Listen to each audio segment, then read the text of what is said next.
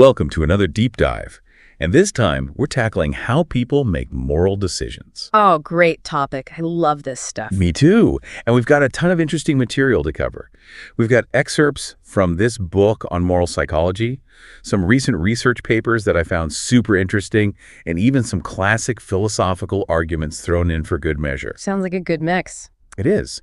And hopefully by the time we're done with all this, we'll understand moral choices a little bit better. Maybe we'll even understand our own choices a little better. Yeah, that's the goal, right? To gain some insights into this complex world of morality and how it all works and how it affects us all. Exactly. So the book starts off talking about these mental shortcuts that we all use called fast and frugal heuristics. And it gives this great example of baseball players catching fly balls.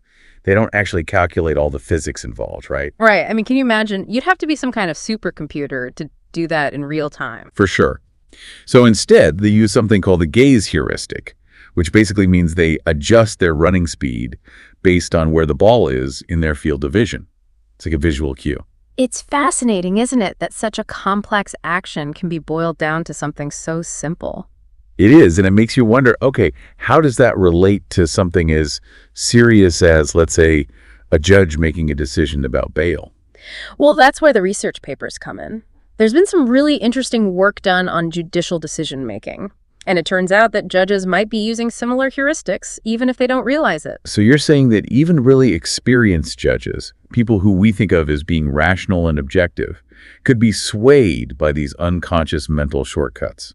That's what the research seems to suggest. Studies have shown that judges' decisions, like who gets bail and who doesn't, can actually be predicted pretty accurately using simple models based on just a few key factors. Like what kind of factor? Oh, things like the severity of the crime, the defendant's prior record, stuff like that. But here's the kicker. Even though these models are good at predicting the judge's decisions, the judges themselves often can't explain why they made those choices. Really? They can't articulate their reasoning? Not always. It's like there's a disconnect between their conscious thoughts and the unconscious processes that are actually driving their decisions. That's a little unnerving, to be honest, to think that these weighty decisions that affect people's lives, could be influenced by factors that the judges aren't even aware of. I know, it's kind of scary, right? But that's why it's so important to study this stuff, to try to understand how these unconscious processes work. Absolutely. We need to shine a light on these hidden influences if we want to make sure our justice system is truly fair and impartial. Couldn't agree more.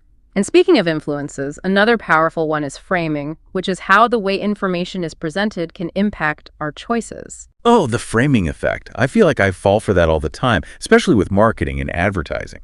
They present something in just the right way, and suddenly I'm convinced I need it. It's incredibly powerful. And one of the research papers we have actually takes this idea of framing and applies it to moral dilemmas. Okay, so not just buying decisions, but moral choices too.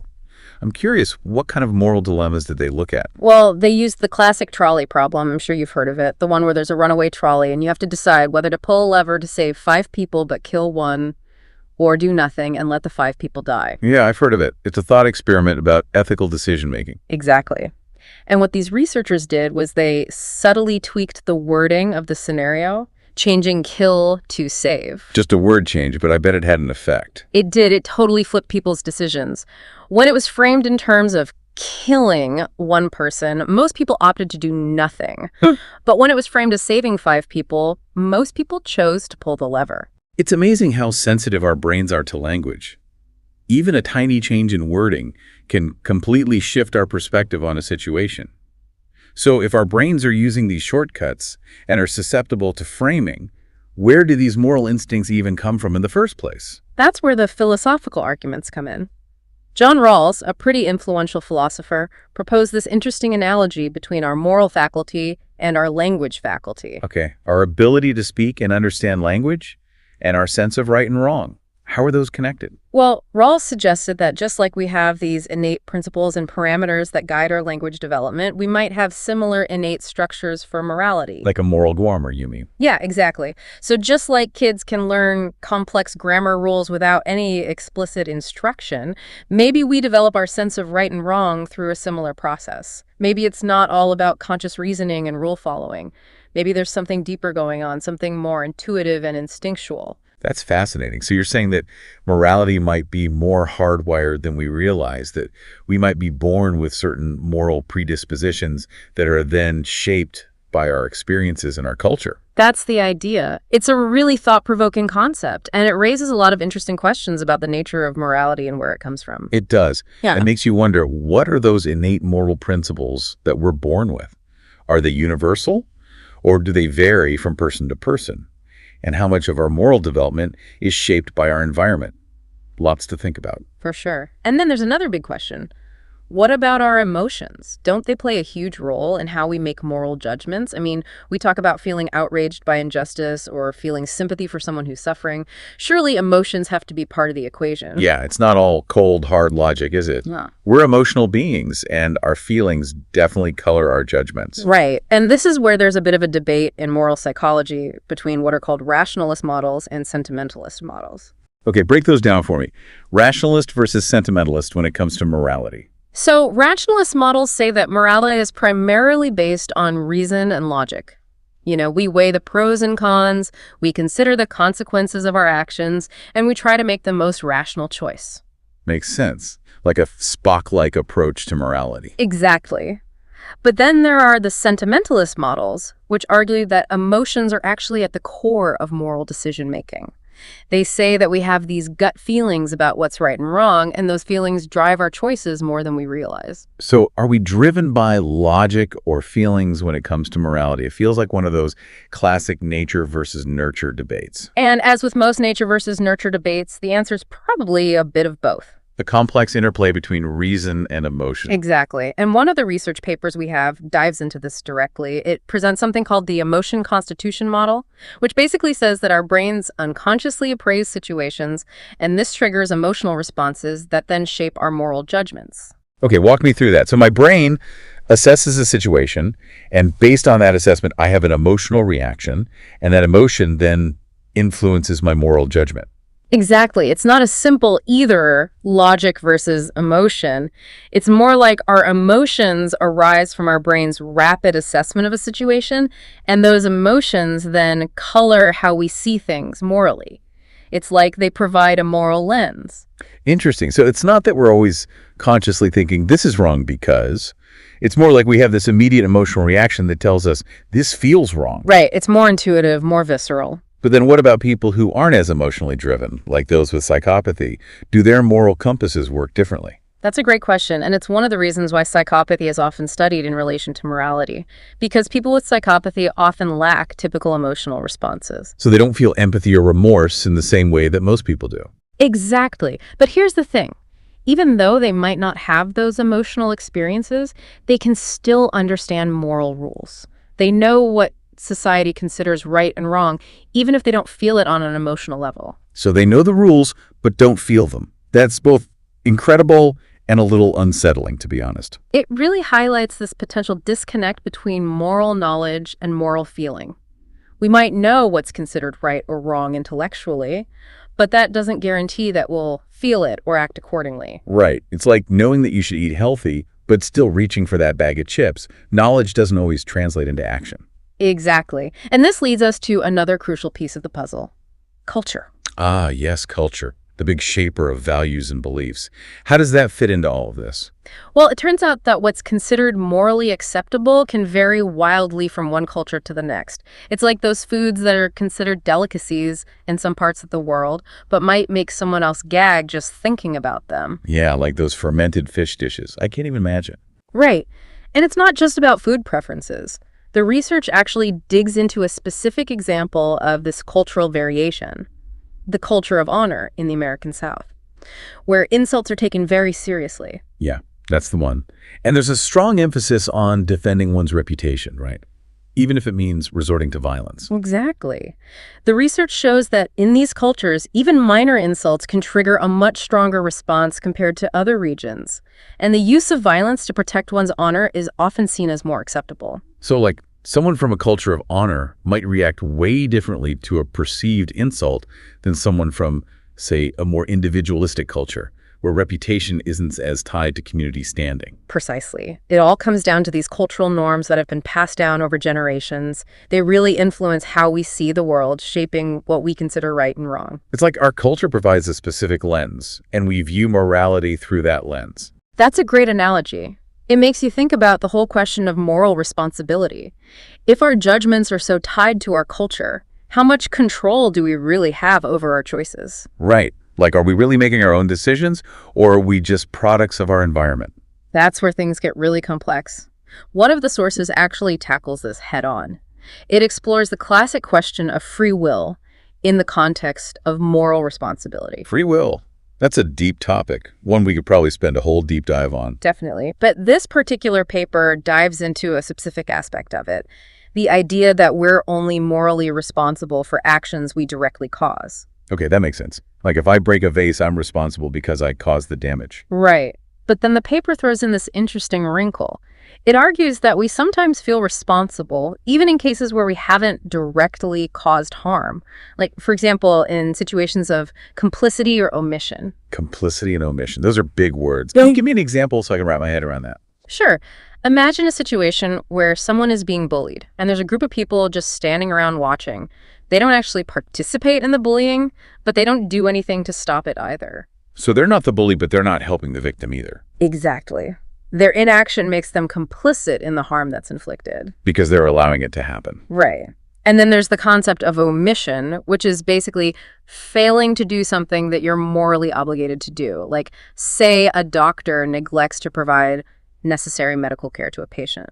They might not have actively caused the patient's condition to worsen, but they could still be held morally responsible. Interesting. So even if you don't directly cause harm, your failure to act, especially when you have a moral obligation to act, can still make you morally culpable. Precisely. It challenges the simple idea that moral responsibility is only about direct cause and effect. Our intentions, our relationships with others, the choices we make to act or remain passive, all of that factors into this complex equation of moral responsibility. Right. It's not always black and white. There are lots of shades of gray. So much to consider. Absolutely. So we've talked about these mental shortcuts, the influence of culture, the complexities of moral responsibility. As we start wrapping things up, what's the key takeaway here? What should our listeners be thinking about as they grapple with their own moral choices? Yeah, good question. What have we learned? I think the main takeaway is this. Understanding how we make moral decisions is way more complex than we often realize. It's not just about following a set of rules or blindly trusting our gut feeling. It's more nuanced than that. Right. We have to factor in all these influences we've talked about. Our unconscious biases, the cultural norms we've absorbed, the interplay between reason and emotion. All these things swirling around in our heads. Exactly. And that means we need to be more self-aware. We need to think critically about our choices. If our judgments are so susceptible to all these unconscious and contextual factors, we can't just assume we're always right. So we have to question our own assumptions. Yes. We need to consider different perspectives and really examine why we believe what we believe, why we're making the choices we're making. So it's about acknowledging that our moral compass isn't this fixed, infallible instrument. It's constantly being calibrated and recalibrated by all these internal and external forces. Precisely. It's like realizing that the ground beneath our feet is constantly shifting, and we need to adjust our balance accordingly. That's a great analogy. So how can our listeners become more aware of these influences? How can they start to recognize these subtle forces that are shaping their moral compass? What are some practical steps they can take? Well, simply being aware of these biases is a huge first step. Just knowing they exist. Once we know they're there, we can start to look for them in our own thinking. Like becoming a detective of our own minds. Exactly. We can ask ourselves, am I being swayed by how this information is being presented? Yeah. Am I letting my emotions cloud my judgment? Am I unconsciously defaulting to the norms of my culture without really examining them? Right. It's about being more mindful, more introspective, more deliberate in our moral decision-making. And it's also about being more understanding and compassionate toward others. If we recognize that our own moral judgments are shaped by all these factors, we can better appreciate that others might arrive at different conclusions. Based on their own experiences and background. Exactly. It's a reminder that there isn't always one right answer when it comes to moral questions. I like that. It's not always black and white. Right. And that's why open and honest dialogue is so important. By sharing our perspectives and listening to others, we can learn from each other and navigate this complex moral landscape together. This has been such an eye-opening conversation. I feel like I've gained a whole new level of awareness about how my own mind works and how I arrive at moral judgments. Me too. It's been great exploring these ideas with you. But remember, we've only scratched the surface here. There's so much more out there to discover. We've included some additional resources in the show notes for anyone who wants to delve deeper into these topics: books, articles, research papers, all kinds of fascinating stuff. So much to explore. So as we wrap up, is there one final thought-provoking question from our sources that we can leave our listeners with? Something to really spark their curiosity and keep them pondering. Here's one that really stuck with me. If our moral judgments are so deeply influenced by our unconscious biases, our cultural backgrounds, and all the other factors we've discussed, what does that mean for the concept of free will? Whoa, that's a big one. It is. Do we truly have control over our moral choices, or are we, in some sense, puppets dancing to the tune of our biology and our upbringing? It really makes you question how much agency we actually have, doesn't it? It does. If all these unconscious factors are pulling the strings, do we really have free will? I mean, that's a question that philosophers have been wrestling with for centuries. Exactly, and it's one that we probably won't solve in this deep dive, unfortunately. But I do think there's a key takeaway here that's worth emphasizing. Even if our choices are influenced by factors we're not fully aware of, that doesn't mean we shouldn't strive to make thoughtful, ethical decisions. Right. It's not a free pass to just give up and say, oh, well, my brain made me do it. We still have a responsibility to try to do the right thing, even if it's hard. Absolutely. Recognizing the influence of these unconscious biases and cultural norms doesn't absolve us of responsibility. In fact, I think it actually empowers us to take more ownership of our choices. How so? Well, if we understand the forces that are shaping our judgments, we can start to disentangle ourselves from them. We can become more aware of our own biases, we can question our assumptions, and we can make a conscious effort to make choices that align with our values.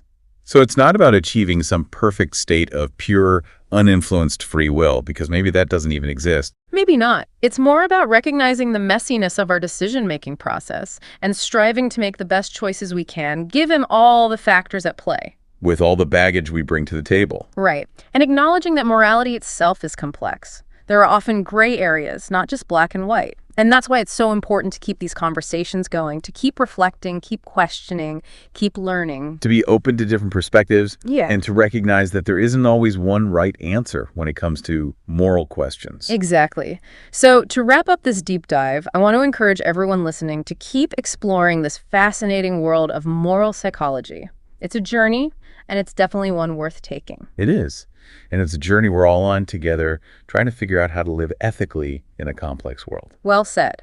And remember, we've only scratched the surface here. If you're interested in digging deeper, we've included some great resources in the show notes. There's a whole universe of books, articles, research papers out there just waiting to be discovered. So keep those minds curious, keep those conversations going, and keep exploring. And until next time, happy deep diving. See you next time.